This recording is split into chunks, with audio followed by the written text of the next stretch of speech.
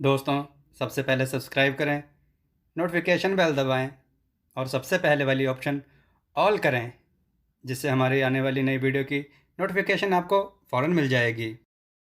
जय श्री राम भक्तों। दोस्तों, ये कथा बहुत ही सुंदर है, समय निकाल कर जरूर सुने। चलिए कथा की ओर चलते हैं।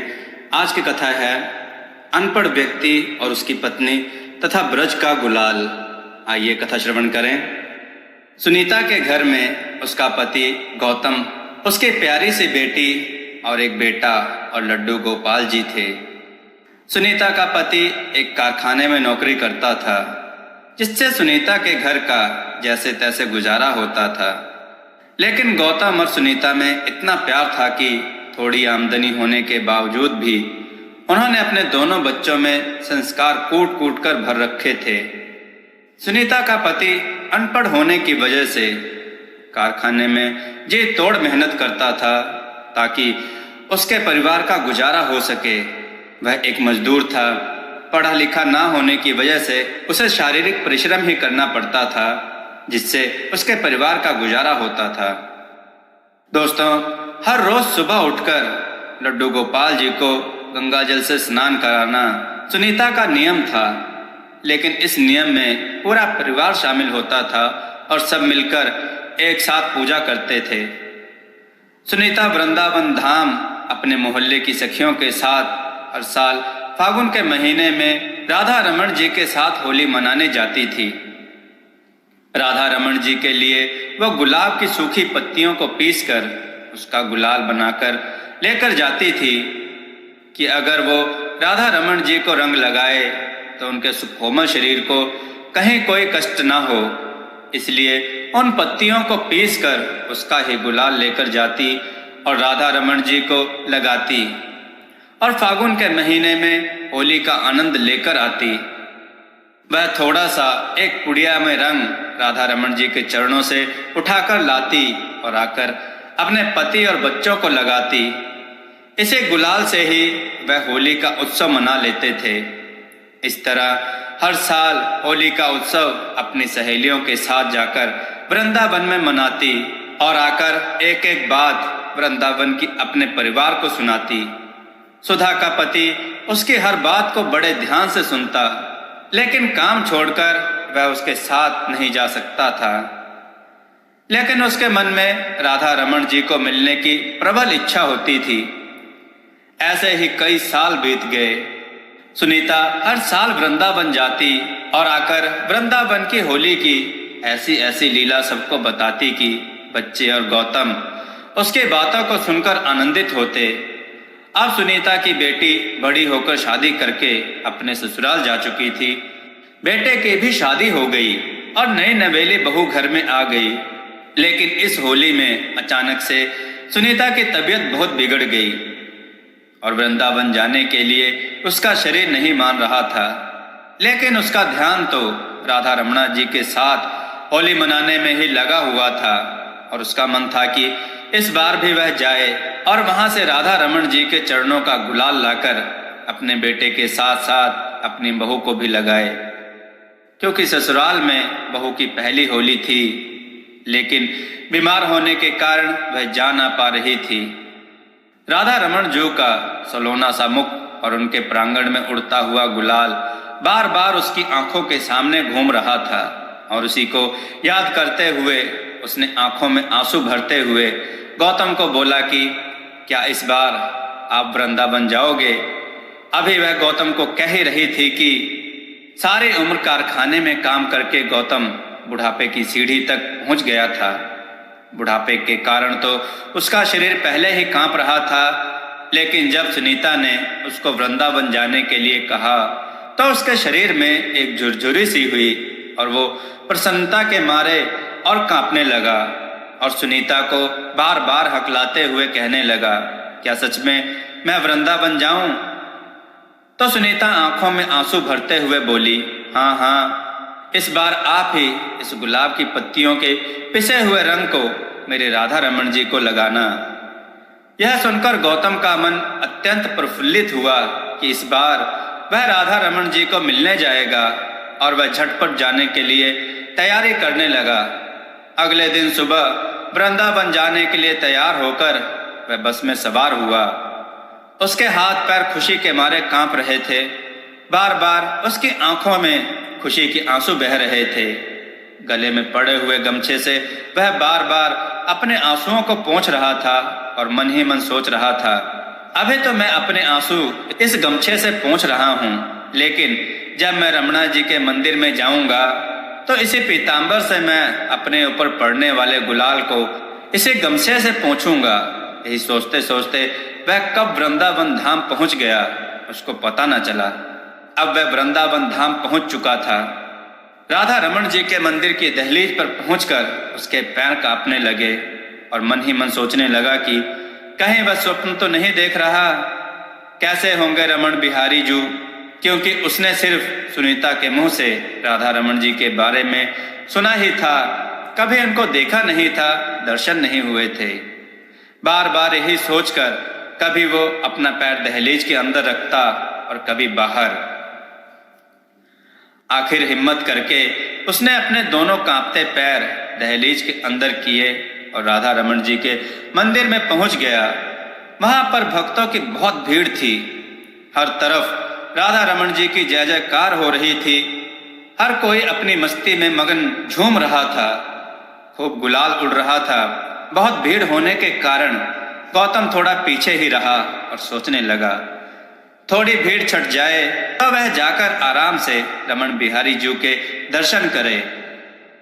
जैसे ही थोड़ी सी भीड़ छटी तो गौतम जैसे ही राधा रमण जी के दर्शन करने लगा, वैसे ही गोसाई जी ने अंदर से रंग का भरा थाल भक्तों के ऊपर उड़ेल दिया। गौतम सबसे आगे खड़ा था तो इतना सारा गुलाल पड़ने से सारा गुलाल गौतम की आंखों में चला गया। अचानक से उसको कुछ नजर न आया और एक जोरदार भक्तों की टोली का झटका उसको लगा और वह आंखें बंद होने के कारण अपने आप को संभाल न सका और दूर जाकर गिर गया। एकदम से गिरने से उसके मुख से निकला, मेरो रमणा, मेरो रमणा। नीचे गिरने से अचानक से ही वो मूर्छित सा हो गया। उसको कोई होश नहीं कि वह कहाँ गिरा हुआ है। तभी अचानक से उसे महसूस हुआ कि वह एक सुंदर से उपवन में है। वहां पर एक मनमोहक सा युवक और एक सुंदर सी युवती अपने कुछ सखियों के साथ उस उपवन में बहुत सारे अबीर, गुलाल और रंगों से भरी पिचकारी लेकर खड़ी है।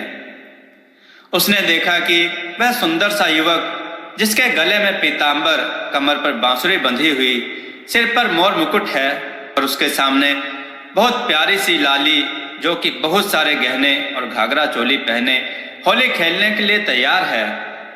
उस प्यारी सी लाली के साथ तो होली खेलने के लिए बहुत सारी सखियां हैं, लेकिन युवक के साथ कोई भी नहीं है। तभी वही सुंदर सलोने मुख वाला युवक अचानक से गौतम के पास आया और कहने लगा, सखा, क्या तुम मेरी ओर से होली खेलोगे? और गौतम की बाह पकड़कर उपवन में ले गया, जहां बहुत सारे मटके जिसमें अलग अलग तरह के गुलाल के रंग अत्यंत खूबसूरत इत्र से भरे हुए थे, उसके पास ले जाकर कहने लगा कि यह लो पिचकारी, तुम मुझे भर भर कर पिचकारी देते रहो और मैं होली खेलता हूँ, क्योंकि मैं यहाँ अकेला हूँ। और वह देखो, सामने जो लड़की है वह राधा है और बाकी उसकी सखियाँ हैं। वह इतनी सारी मिलजुल कर मुझे अकेले को रंगेंगी, तुम मेरा साथ दो। गौतम स्तब्ध सा खड़ा जल्दी जल्दी से पिचकारी भरकर उस मनमोहक सलोने को देता रहा और उस उपवन में रंग भरी पिचकारी को एक दूसरे पर डालकर खूब होली का आदान प्रदान होने लगा। राधा रानी और सखियों द्वारा खुशबूदार रंग से भरी पिचकारी डालने से कुछ पिचकारी गौतम के शरीर पर भी पड़ रही थी। ऐसे ही कितनी देर होली का आनंद भरा उत्सव उस उपवन में चलता रहा, लेकिन गौतम एक मटके से जब पिचकारी भरने लगा तो वह सलोना उसका हाथ पकड़ लेता और कहता, नहीं मित्र, इसमें से तुम पिचकारी ना भरो। गौतम का ध्यान बार बार उस गुलाल से भरे मटके जिसमें से गुलाब की पंखुड़ियों की खुशबू आ रही थी उस तरफ जा रहा था कि यह मुझे इस मटके से पिचकारी क्यों नहीं बनाने दे रहा, लेकिन उसको कुछ समझ में नहीं आया। तभी अचानक से गौतम को लगा कि उसको कोई जोर जोर से हिला रहा है। जब उसकी आंखें खुली तब तक आंखों में से उसके बहुत सा रंग निकल चुका था, जैसे किसी ने उसकी आंखों पर बहुत सा जल डाला हो। जब उसने देखा कि 2-3 मंदिर के गोसाई उसको उठा रहे हैं और कह रहे हैं, मंदिर के प्रांगण में तो सबने सूखा रंग ही खेला है, लेकिन तुम इतने खुशबूदार गीले रंग से कैसे भीगे हुए हो। गौतम को कुछ समझ नहीं आया। वह सबको पीछे करते हुए सामने देखने लगा तो सामने राधा रमण बिहारी जी उसको नजर आए। वो एकदम से हैरान हो गया कि क्या सचमुच उस उपवन में राधा संग बिहारी जी रमण करते हुए ये रमण बिहारी जी ही होली खेल रहे थे। खुशबू से झूमता वह जोर जोर से कहने लगा, मुझे मिल गया रंगीला यार ब्रज की गलियों में। इसे खुशी में झूमता हुआ जब वापस घर की तरफ जाने लगा तो रास्ते में उसे याद आया कि मैं तो राधा रमण जी के चरणों से गुलाल भी नहीं लेकर आया, तो घर जाकर मैं अपने परिवार संग कैसे होली खेलूंगा। यही सोचते सोचते वह सहमा हुआ। जैसे ही घर पहुंचा तो वही इत्र की खुशबू उसको अपने घर में भी आने लगी, जिस खुशबू से भरे गुलाल की पिचकारी से उसने रमणा और किशोरी जी संग होली खेली थी। जैसे ही घर में पहुंचा तो उसने सारा वृतांत अपनी पत्नी को सुनाया और कहा, मुझे दुख है कि मैं राधा रमण जी के चरणों का गुलाल ना ले पाया। तो उसकी पत्नी मुस्कुराती हुई बोली, आज जब वह ठाकुर जी को स्नान करा रही थी तो ना जाने मंदिर में कहां से एक गुलाब की पत्तियों से भरा हुआ अत्यंत मनमोहक खुशबू से सराबोर भरा हुआ मटका पड़ा हुआ था। सुनीता बोली, जब मैंने इसके बारे में बहू से पूछा तो उसने बताया कि एक सुंदर तिरछे नैनों वाला सांवला सलोना सा लड़का यह मटका देकर गया और कहने लगा कि यह आपने वृंदावन धाम से भेजा है, आज इसी से होली खेलो। बूढ़ा होने के कारण वह इसका भार नहीं उठा पाएंगे, इसलिए उन्होंने मेरे हाथ से यह मटका भेजा है। गौतम एकदम से हक्का बक्का रह गया।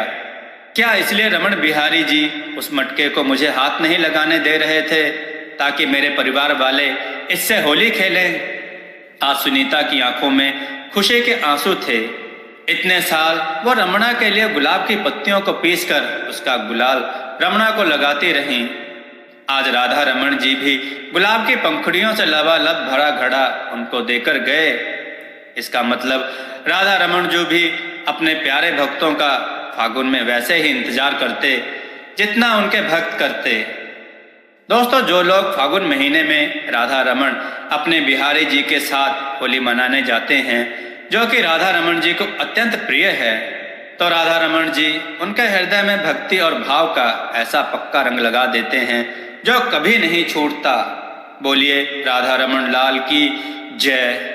दोस्तों, आपको यह कथा कैसी लगी अपने विचार और सुझाव कमेंट में जरूर दें। हमारी कथाओं को लाइक करें, हमारे चैनल को सब्सक्राइब करना ना भूलें, हमारी कथाओं को शेयर जरूर करें जिससे लोगों को उत्तम ज्ञान प्राप्त हो। जय श्री राम भक्तों।